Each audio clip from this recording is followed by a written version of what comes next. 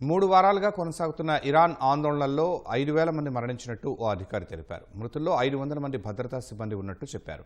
పెద్ద ఎత్తున ఆందోళనలు చోటు చేసుకున్న కుర్దిష్ ప్రాంతాల్లో ఎక్కువ మరణాలు నమోదైనట్టు తెలిపారు.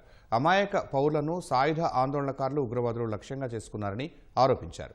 మరోవైపు అమెరికాకు చెందిన human rights activist news agency కీలక విషయాలు వెల్లడించింది.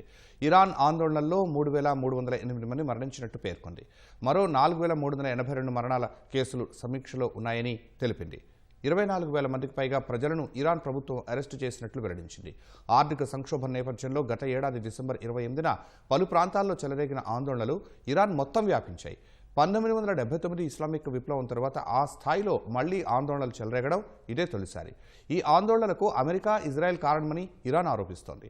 ఇంటర్నెట్ సేవల నిలిపివేత, భద్రతా బలగాల కఠిన చర్యలతో ఇరాన్ ప్రభుత్వం నిరసనలను చాలా వరకు అణచివేసినట్టు తెలుస్తోంది.